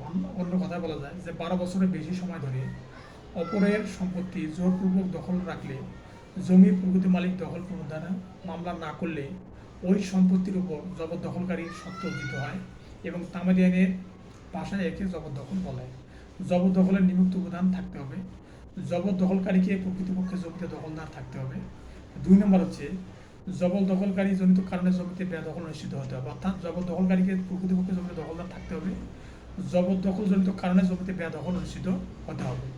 3 নম্বর, দখল নির্বিচ্ছিন্ন হতে হবে, প্রকাশ্যে এবং প্রকৃত মালিক সহ অন্যান্য সবার বিরুদ্ধে হতে হবে। জবরদখলের কারণে বেদখল অনুষ্ঠিত হবে। বিবাদীর জবরদখল অবশ্যই বাদীর বিরুদ্ধে হতে হবে। প্রকৃত জমির মালিকের জ্ঞাতসারে হতে হবে। জবরদখল হবার সময় থেকে 12 বছরের মধ্যে অবশ্যই দখল পুনরুদ্ধারের জন্য বাদীকে মামলা দায়ের করতে হবে, অন্যথায় বিবাদীর সম্পত্তি অর্জিত হবে। জবরদখলপূর্বক সম্পত্তি দখলে রাখার চেষ্টায় বিবাদীকে লিপ্ত থাকতে হবে। অর্থাৎ জবরদখলের যে উপাদানগুলো আছে, জবরদখলের নিম্নোক্ত উপাদানগুলো থাকতে হবে, যেগুলো হচ্ছে জবরদখলকারীকে প্রকৃতপক্ষে জমিতে দখলদার থাকতে হবে, জবরদখলজনিত কারণে জমিতে বেদখল অনুষ্ঠিত হতে হবে, দখল নির্বিচ্ছিন্ন হতে হবে, প্রকাশ্যে এবং প্রকৃত মালিক সহ অন্যান্য সবার বিরুদ্ধে হতে হবে। জবরদখলের কারণে বেদখল অনুষ্ঠিত হবে। বিবাদীর জবরদখল অবশ্যই বাদীর বিরুদ্ধে হতে হবে। প্রকৃত জমির মালিকের জ্ঞাতসারে হতে হবে, মানে প্রকৃত জমির মালিকের জ্ঞাতসারে হতে হবে। জবরদখল হবার সময় থেকে 12 বছরের মধ্যে অবশ্যই দখল পুনরুদ্ধারের জন্য বাদীকে মামলা দায়ের করতে হবে, অন্যথায় বিবাদীর সম্পত্তি অর্জিত হবে। জবরদখলপূর্বক সম্পত্তিটি দখলে রাখার চেষ্টায় বিবাদীকে লিপ্ত থাকতে হবে। দখল পুনরুদ্ধারের জন্য মামলা দায়েরের সময় তামাদি আইন 1908-এর প্রথম তফসিলের 3 অনুচ্ছেদ মতে দখল পুনরুদ্ধারের জন্য 6 মাসের মধ্যে মামলা দায়ের করতে হবে।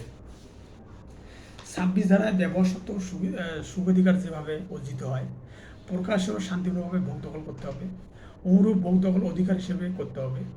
অনুরূপ বাধা বা আপত্তি ব্যতীত উক্ত সম্পত্তিতে ভোগ দখল করতে হবে।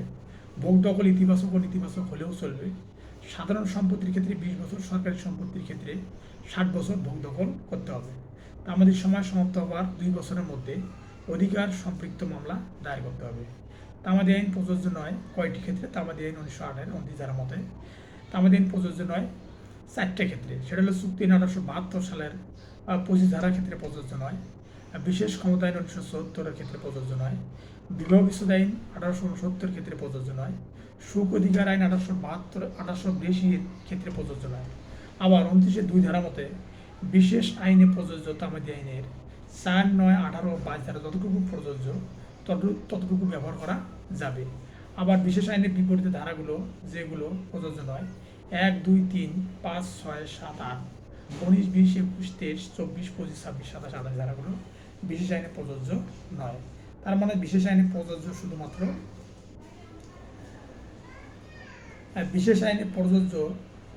শুধুমাত্র 12 ধারা এবং 12 ধারা 9 ধারা 12 ধারা 9 ধারা এইগুলো বিশেষ আইনে প্রযোজ্য, বাকি ধারাগুলো প্রযোজ্য নয়। কোনো মোকদ্দমা দাখিলের তামাদি মেয়াদ গণনার ক্ষেত্রে আইন উন্নয়ন কার্যক্রম এবং ইখতিয়ার আদালত দাখিলের শুধু উদ্দেশ্যমূলক কার্যক্রম দ্বারা বাবদ ব্যয়িত সময় প্রভাব গণনা করুন, অথবা কোনো আইনগত কার্যধারায় লিগ্যাল প্রসিডিং কারণে নির্ধারিত তামাদি মেয়াদ হতে সময় বাদ দেওয়ার বিধানসমূহ আলোচনা করুন, বা 12 ধারার আলোকে তামাদি মৌকুফের পরিধি আলোচনা করুন।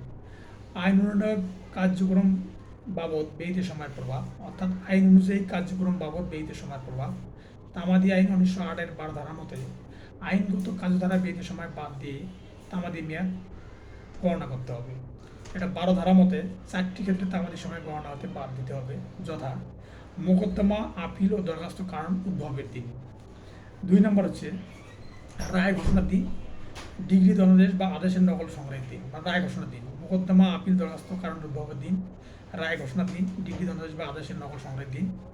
যে ক্ষেত্রে ডিগ্রির বিরুদ্ধে আপিল বা রিভিউর আবেদন করা হয় সেই ক্ষেত্রে ডিগ্রি যে রায়ের উপর প্রতিষ্ঠিত অর্থাৎ রায়ের নকল সংগ্রহের ব্যয়িত সময় অর্থাৎ রোয়েদাদ উত্তোলন করতে ব্যয়িত সময় তামাদি গণনাতে বাদ যাবে। এটা হচ্ছে প্রখ্যাত মামলা হচ্ছে যে 15 DLR 92 মামলার সিদ্ধান্ত আদালত এই কথাকে সমর্থন করেছেন।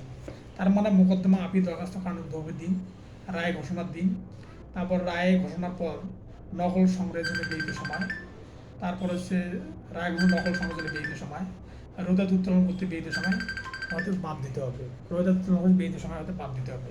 ইখতিয়ারবিহীন আদালতে দাখিলিত সদস্যে ব্যয়িত সময়ের প্রভাব তামাদি আইন 1968 ধারায় ইখতিয়ারবিহীন আদালতের সদস্যে কার্যধারা যে সময় ব্যয় হয় তা তামাদি সময় গণনাতে বাদ যাবে। বাদী সৎবিশ্বাস মামলার অভিন্ন কারণ ইখতিয়ারবিহীন আদালতে মামলা দায়ের তার জন্য ব্যয়িত সময় বাদ দিয়ে তামাদি সময় গণনা করতে হবে। সুপ্রিম কোর্টের আপিলেট ডিভিশন বিভিন্ন মামলায় সিদ্ধান্ত প্রদান করেন যে বাদী সৎবিশ্বাস মামলার অভিন্ন কারণ ইখতিয়ারবিহীন আদালতে মামলা চললে তার জন্য ব্যয়িত সময় তামাদি মেয়াদ গণনাতে বাদ দিতে হবে। তাই আইনগত অক্ষমতা কি? সকল অপরাগতা আইনি দৃষ্টিতে বৈধ বা অপরাগতা নয়। 6 ধারা অনুযায়ী বৈধ অপরাগতার ক্ষেত্রে প্রাপ্য সুবিধাসমূহ ব্যাখ্যা করুন। তামাদি আইন 1908 6 ধারা অনুযায়ী শিশু এবং অক্ষম ব্যক্তির অযোগ্যতার কথা বলা হয়েছে। তামাদি আইনের 6 ধারা অনুযায়ী শিশু ও অক্ষম ব্যক্তির অযোগ্যতার কথা বলা হয়েছে। সাধারণত অক্ষম ব্যক্তি ও শিশুরা তাদের নিজ অধিকারের প্রকৃতি উপলব্ধি করে তা আদায়ের জন্য আইনকে সঠিকভাবে ব্যবহার করতে সক্ষম হয় না। তাই অক্ষম ও নাবালক শিশুদের ক্ষেত্রে দেশের প্রচলিত আইনে বিশেষ সুবিধা প্রদানের ব্যবস্থা করেছেন, যার ফলে অক্ষম ও শিশুরা আইনি সহায়তার জন্য অক্ষমতা অথবা শিশুর সাবলত্ব অর্জন না করা পর্যন্ত তাদের সময় গণনা করা হয় না। অর্থাৎ সক্ষম এবং সাবল্য হওয়ার পর নিয়ম অনুযায়ী মামলা করতে পারবে, এতে কোনো আইনি বাধা থাকবে না। অতএব বলা যায় যে সকল অপরাগতা আইনের দৃষ্টিতে লিগ্যাল ডিসেবিলিটি নয়, আইনগত অক্ষমতা নীতির ব্যতিক্রম। তামাদি আইন 1908 8 ধারা অনুযায়ী আইনগত অক্ষমতার 3টি ব্যতিক্রম রয়েছে, যথা এটি অগ্রগণা মামলার ক্ষেত্রে প্রযোজ্য নয়। 2 নম্বর হচ্ছে যে মেয়াদের মধ্যে মামলা দায়ের বা দরখাস্ত দাখিল করতে হবে সংশ্লিষ্ট ব্যক্তি অপরাগতা অবসানে বা মৃত্যুর পর তা উক্ত ধারায় কোনো কিছুই 3 বছর অধিক সময় বর্ধিত বলে গণ্য হবে না। অর্থাৎ এটি অগ্রগণা মামলা প্রযোজ্য নয় এবং অর্থাৎ বৈধ অপরাগতার সময় শেষ হওয়ার 3 বছরের মধ্যে মামলা দায়ের করতে হবে। আর মামলা দায়ের করতে না পারলে সে মামলার পরবর্তীতে করা যাবে না। আর 3 নম্বরটা হচ্ছে সময়ের অবিরাম চলন। একবার তামাদি মেয়াদ উত্তীর্ণ হতে আরম্ভ করলে তৎপরিবর্তে মামলা দায়ের কোনো অযোগ্যতা কিংবা অক্ষমতা রোধ করতে পারে না, যা তামাদি আইন 1908 9 ধারার নিয়ম মত হয়ে থাকে। আইনগত অক্ষমতা কোনো মামলা আপিল বা দরখাস্ত দায়ের করা নির্ধারিত তামাদি মেয়াদকে যেভাবে প্রভাবিত করে। তামাদি আইন 1908 6 ধারায় আইনগত অক্ষমতা সম্পর্কে আলোচনা করা হয়েছে। 6 1 ধারাতে বলা আছে যে অপরাগতা অবসানের পর মানে 48 অনুচ্ছেদ মতো 3 বছর। আর 6 2 ধারাতে বলা আছে যে একাধিক অপরাগতা মানে অপরাগতা অবসানের পর আর একাধিক অপরাগতা অর্থাৎ একজন ব্যক্তি মানে অপরাগ অর্থাৎ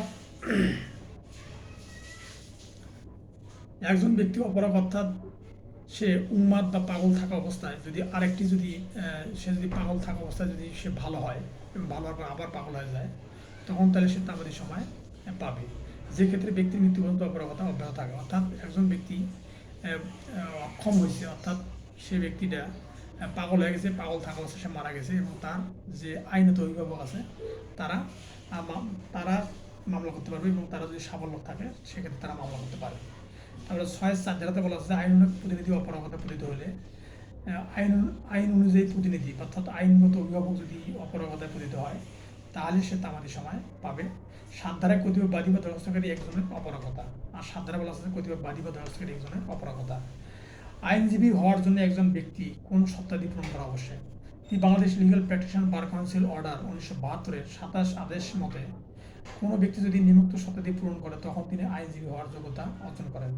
27 অনুচ্ছেদ অনুযায়ী তাকে বাংলাদেশের নাগরিক হতে হবে, তার বয়স 21 বছর পূর্ণ হতে হবে, তাকে বাংলাদেশের অভ্যন্তরে অবস্থিত যে কোনো বিশ্ববিদ্যালয়তে আইন বিষয়ে ডিগ্রি প্রাপ্ত হতে হবে, অথবা 1971 সালের 26শে মার্চের পূর্বে পাকিস্তানের যে কোনো বিশ্ববিদ্যালয়তে আইন বিষয়ে ডিগ্রি প্রাপ্ত হতে হবে, অথবা 1947 সালের 14 আগস্টের পূর্বে ভারত থেকে আইন ডিগ্রি লাভ করেছেন, এই ধরনের মানে অর্থাৎ 1947 সালে 14 আগস্টের পূর্বে যে ভারত থেকে যদি আইন বিষয়ে ডিগ্রি লাভ করে, তাহলে সে বার কাউন্সিলের আইনজীবী হওয়ার যোগ্যতা অর্জন করবে।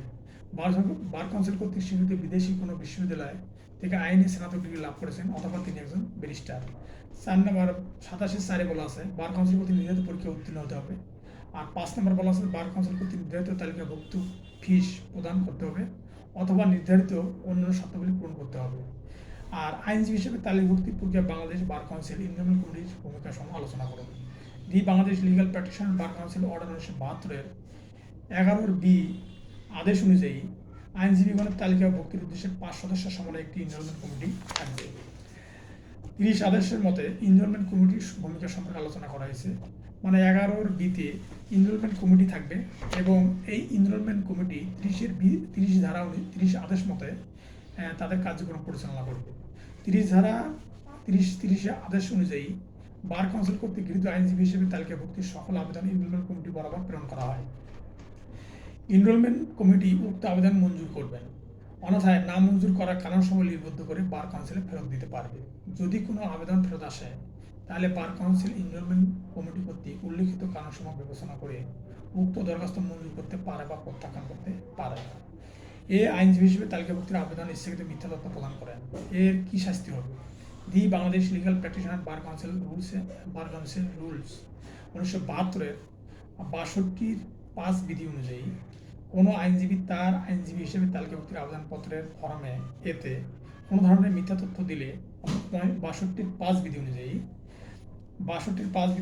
কোনো আইনজীবী তার আইনজীবী হিসেবে তালিকাভুক্তির আবেদনপত্রের ফরম এতে কোনো ধরনের মিথ্যা তথ্য দিলে তার সনদ বাতিল, প্রত্যাহার বা ফেরত নিতে পারবেন এবং তার বিরুদ্ধে আইনগত ব্যবস্থা নিতে পারবেন। সুতরাং আইনজীবী হিসেবে তালিকাভুক্তির আবেদনপত্রে ইচ্ছাকৃত মিথ্যা তথ্য প্রদান করায় 62-5 বিধি মতে সনদ বাতিল, প্রত্যাহার বা ফেরত দিতে পারবেন এবং তার বিরুদ্ধে আইনগত ব্যবস্থা নিতে পারবেন। 60-এর ধারা অনুযায়ী প্রত্যেক দরখাস্তকারীকে আইনজীবী হিসেবে তালিকাভুক্ত হওয়ার জন্য বার কাউন্সিল দ্বারা নির্ধারিত কর্তৃপক্ষ সমাপ্ত করতে হবে এবং বার কাউন্সিল কর্তৃক নির্দেশ বা তত্ত্বাবধানে MCQ পরীক্ষাতে এবং লিখিত পরীক্ষা এবং ভাবে পরীক্ষায় কৃতকার্য হতে হবে। অর্থাৎ 60-এর 1 উপবিধি অনুযায়ী প্রত্যেক দরখাস্তকারীকে আইনজীবী হিসেবে তালিকাভুক্ত হওয়ার জন্য বার কাউন্সিল দ্বারা নির্ধারিত কতিপয় কোর্স সমাপ্ত করতে হবে এবং বার কাউন্সিল কর্তৃক নির্দেশ এবং তত্ত্বাবধানে MCQ পরীক্ষাতে এবং লিখিত পরীক্ষা এবং ভাবে পরীক্ষাতে কৃতকার্য হতে হবে। বাংলাদেশ বার কাউন্সিল কোনো আইনজীবীর বিরুদ্ধে সমটো শাস্তিমূলক ব্যবস্থা গ্রহণের ক্ষেত্রে কোন পদ্ধতি অনুসরণ করে? Bangladesh legal practitioner bar council rules 1972-এর 4th অধ্যায়ের 41 থেকে 51 বিধিতে শাস্তিমূলক পদ্ধতি সম্পর্কে আলোচনা করা হয়েছে। 50 বিধি অনুযায়ী বার কাউন্সিল কোনো আইনজীবীর বিরুদ্ধে সুমোটো শাস্তিমূলক কার্যাদি গ্রহণ করতে পারে। এরূপ কার্য পদ্ধতিতে আনিত অভিযোগের যতটুকু প্রয়োজন পরিবর্তন সাপেক্ষে প্রযোজ্য হয়। অর্থাৎ 50 বিধি অনুযায়ী বার কাউন্সিল কোনো আইনজীবীর বিরুদ্ধে সুমোটো শাস্তিমূলক কার্যাদি গ্রহণ করতে পারে। এরূপ কার্য পদ্ধতি আনিত অভিযোগের যতটুকু প্রয়োজন পরিবর্তন সাপেক্ষে প্রযোজ্য হয়। প্রথমত, বাংলাদেশ বার কাউন্সিল কোনো আইনজীবীর বিরুদ্ধে সুমোটো ব্যবস্থা গ্রহণের ক্ষেত্রে 41 বিধি অনুযায়ী সুনির্দিষ্ট অভিযোগ ট্রাইব্যুনালে প্রেরণ করবে। ট্রাইব্যুনাল তাকে তার বিরুদ্ধে আনিত অভিযোগের জবাবদানের সুযোগ দিবে এবং প্রয়োজন মনে করলে তদন্ত করবে। আর দ্বিতীয়ত, 43 বিধি অনুযায়ী অভিযোগটি ট্রাইব্যুনালে প্রেরিত হলে সংশ্লিষ্ট কাগজপত্র ট্রাইব্যুনালের চেয়ারম্যানের কাছে প্রেরিত হবে। আর তৃতীয়ত, অ্যাটর্নি কিংবা তার প্রতিনিধি একজন আইনজীবী কর্তৃক অভিযুক্ত আইনজীবীর বিরুদ্ধে কার্যক্রম পরিচালিত হবে। চতুর্থত, শুনানির কমপক্ষে 7 দিন পূর্বে অভিযুক্ত আইনজীবী লিখিত জবাব বা সেক্রেটারির নিকটে জমা দিবেন এবং সেক্রেটারি তার শুনানির 2 দিন পূর্বেই অ্যাটর্নি জেনারেলের কাছে পাঠিয়ে দেবেন। পঞ্চমত, সাক্ষ্য আইন 1872 অনুসারে দলিলাদি দেখিয়ে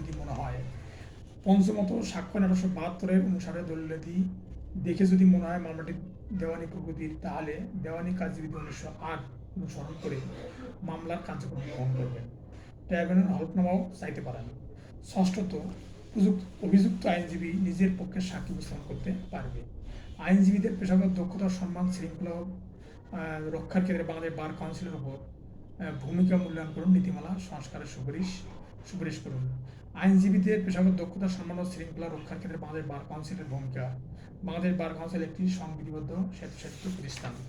3 নং আদেশের মাধ্যমে বাংলাদেশ বার কাউন্সিল গঠিত হয়েছে। বার কাউন্সিল আইনজীবীদের তালিকাভুক্তি, পেশার সনদ প্রদান, নিয়ন্ত্রণ, আইনজীবীদের পেশাগত অভিযোগ বিবেচনা, আচরণবিধি, বিধিবিধান ইত্যাদি কাজ করে থাকে।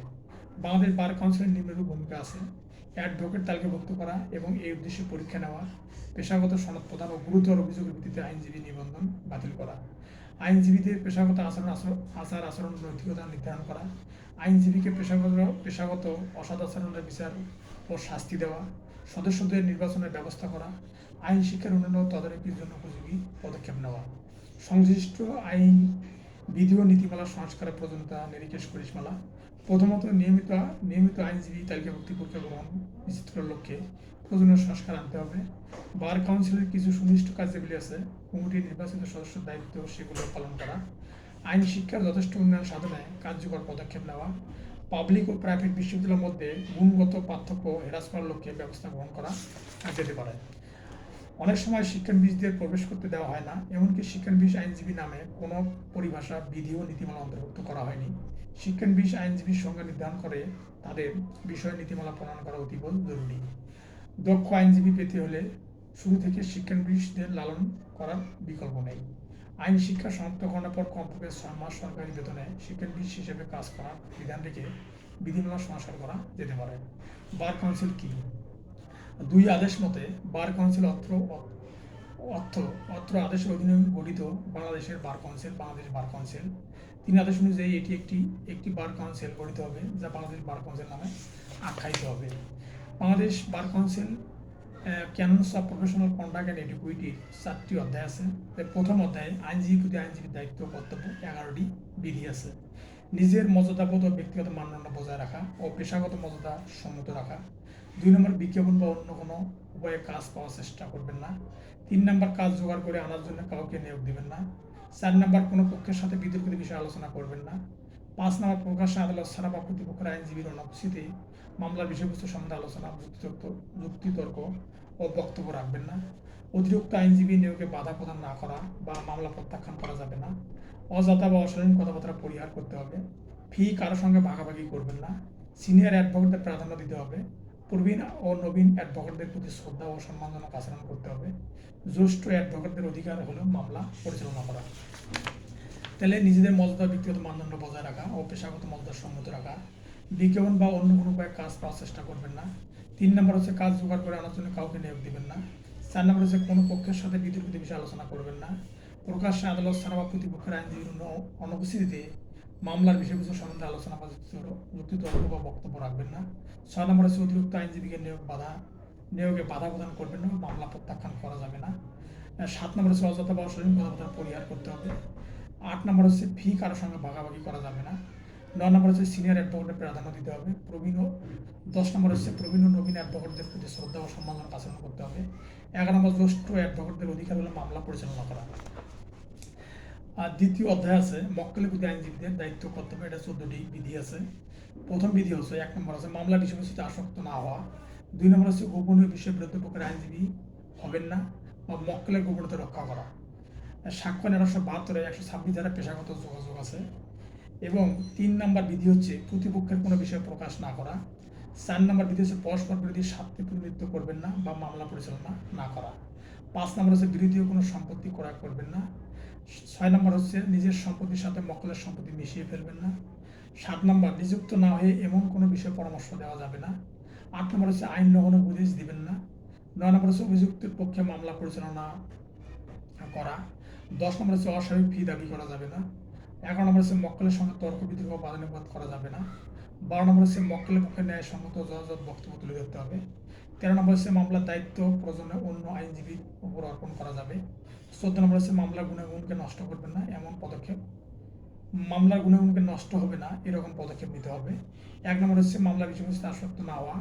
2 নম্বর হচ্ছে, গোপনীয় বিষয়ের বিরুদ্ধে পক্ষের আইনজীবী হবেন না বা মক্কেলের গোপনীয়তা রক্ষা করা। এটা সাক্ষ্য আইন 126 ধারাতে আছে, পেশাগত যোগাযোগ। 3 নম্বর হচ্ছে, প্রতিপক্ষের কোনো বিষয়ে প্রকাশ না করা। 4 নম্বর হচ্ছে, পরস্পর বিরোধী স্বার্থে প্রতিনিধিত্ব করবেন না বা মামলা পরিচালনা না করা। 5 নম্বর হচ্ছে, বিরোধী কোনো সম্পত্তি ক্রয় করবেন না। ছয় নম্বর হচ্ছে নিজের সম্পত্তির সাথে মক্কেলের সম্পত্তি মিশিয়ে ফেলবেন না। 7 নম্বর হচ্ছে নিযুক্ত না হয়ে এমন কোনো বিষয়ে পরামর্শ দেওয়া যাবে না। 8 নম্বর হচ্ছে আইন লঙ্ঘনের উপদেশ দিবেন না। 9 নম্বর হচ্ছে অভিযুক্তের পক্ষে মামলা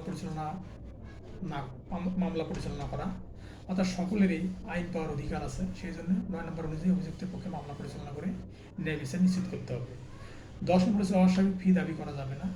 11 নম্বর হচ্ছে মক্কেলের সঙ্গে তর্ক বিতর্ক বা বাদানুবাদ করা যাবে না। 12 নম্বর হচ্ছে মক্কেলের পক্ষে ন্যায়সঙ্গত বা যথাযথ বক্তব্য তুলে ধরতে হবে।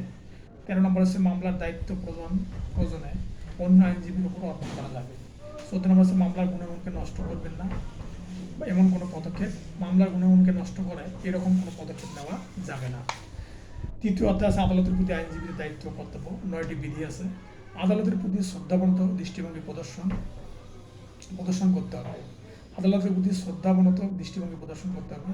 2 নম্বর হচ্ছে আদালতের কার্যক্রমের বিরুদ্ধে পরামর্শ দেওয়া যাবে না। 3 নম্বর হচ্ছে ভুল ব্যাখ্যা করা যাবে না। 4 নম্বর হচ্ছে ব্যক্তিগত সম্পর্ক, মানে বিচারকদের সাথে ব্যক্তিগত সম্পর্ক রাখা যাবে না। 5 নম্বর হচ্ছে সরকারি আইনজীবীদের দায়িত্ব।